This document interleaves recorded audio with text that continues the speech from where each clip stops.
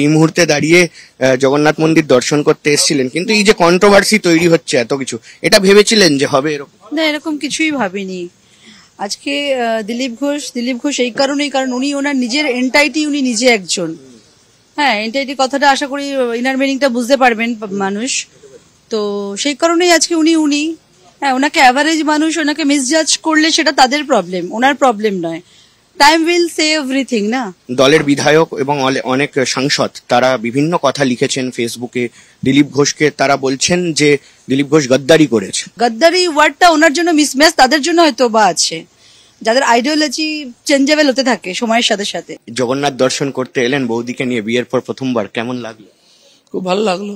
ভগবানের কাছে গেলে তো মন ভালো হয়, তো সেই দিক দিয়ে খুব ভালো লেগেছে। এত লোকের সঙ্গেও দেখা হয়ে গেছে, ভগবানকেও দর্শন হয়ে গেছে। আমরা জানি দিলীপ ঘোষ মাটি ছাড়ার লোক নয়, মাটি কামড়ে পড়ে থাকে। সেখানে দাঁড়িয়ে আপনাকে নিয়ে অনেক রকম কুৎসা হচ্ছে, আপনার দলের লোকেরা বিভিন্ন কথা বলছেন। রাজনীতিতে এগুলো হয়েই থাকে। আমার উদ্দেশ্য যদি ঠিক থাকে, আমার আদর্শ যদি ঠিক থাকে, মনে যদি কোনো পাপ না থাকে, দুনিয়ার সঙ্গে লড়াই করে আমি জিতবো। আরএসএস থেকে উঠে এসছেন এবং বিজেপির একদম অ্যাঙ্কার বলা যায় বাংলায়, যেভাবে আপনি তুলে এনেছেন আমরা দেখেছি সবাই।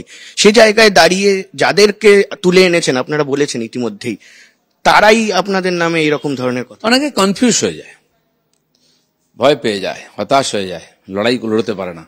আমি তো যেদিন লড়াই করে এসেছি, এখনো লড়ছি।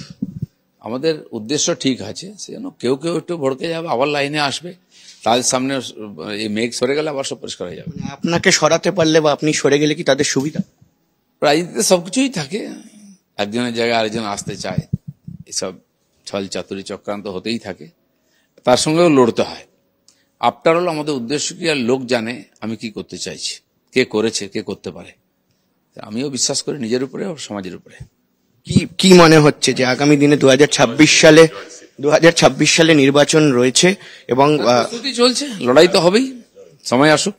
দিলীপ ঘোষকে নিয়ে বলা হচ্ছে যে দিলীপ ঘোষ বিজেপি ছেড়ে দেবে, দিলীপ ঘোষ বিজেপি ছেড়ে দিতে পারে এবং কালকে মুখ্যমন্ত্রীর সঙ্গে দিলীপ ঘোষকে ছেড়ে দেয় তাহলে আলাদা কথা। দিলীপ ঘোষ কোনোদিন বিজেপি ছাড়বে না, কারণ এটা আমার রক্তের মধ্যে আছে। দাদা বলছি যে এই মুহূর্তে দাঁড়িয়ে সুকান্ত মজুমদার তিনি বলেছেন যে এটা দলের স্ট্যান্ড পয়েন্ট নয়, এবং তার পাশাপাশি শুভেন্দু অধিকারী তিনি কোনো কমেন্ট করতে চাইছেন। সুজানন্দ মজুমদার আমাদের প্রেসিডেন্ট, আধিকারিকভাবে উনারই বলার অধিকার আছে। উনি কি বলেছেন কি বলছেন সেটা পার্টির বক্তব্য, উনি আমাকেও বলতে পারেন যদি কোনো ব্যাপারে দলের লাইনে এদিক ওদিক হয়। কিন্তু পার্টি তো বলেনি কেউ যাবে না মন্দিরে, বা মন্দিরে যাওয়া নিষেধ পার্টি করতে পারে না।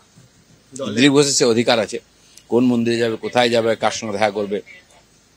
পার্টির রীতিনীতি ডিসিপ্লিন নাম ভাঙলেই হলো, আর দিলীপ ঘোষ সেটা জীবনে করবে না। একেবারে। বৌদি, আপনার সঙ্গে একটু কথা বলি। এই মুহূর্তে দাঁড়িয়ে জগন্নাথ মন্দির দর্শন করতে এসেছিলেন, কিন্তু এই যে কন্ট্রোভার্সি তৈরি হচ্ছে এত কিছু, এটা ভেবেছিলেন যে হবে এরকম? না, এরকম কিছুই ভাবিনি। আজকে দিলীপ ঘোষ এই কারণেই, কারণ উনি ওনার নিজের এন্টাইটি, উনি নিজে একজন। হ্যাঁ, এন্টাইটি কথাটা আশা করি ইনার মিনিংটা বুঝতে পারবেন মানুষ। তো সেই কারণেই আজকে উনি হ্যাঁ, ওনাকে অ্যাভারেজ মানুষ ওনাকে মিসজাজ করলে সেটা তাদের প্রবলেম, ওনার প্রবলেম নয়। টাইম উইল সে এভরিথিং না। আমরা দেখেছি যে অনেক দলের বিধায়ক এবং অনেক সাংসদ তারা বিভিন্ন কথা লিখেছেন ফেসবুকে দিলীপ ঘোষকে, তারা বলছেন যে দিলীপ ঘোষ গদ্দারি করেছে। না, এটা একদমই ভুল কথা। গদ্দারি ওয়ার্ডটা ওনার জন্য মিসম্যাচ, তাদের জন্য হয়তো বা আছে, যাদের আইডিওলজি চেঞ্জেবল হতে থাকে সময়ের সাথে সাথে। ওনার আইডিওলজি অ্যাজ ইট ইজ।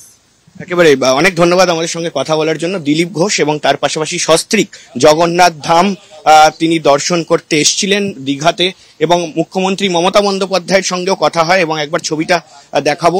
এই মুহূর্তে দাঁড়িয়ে কিন্তু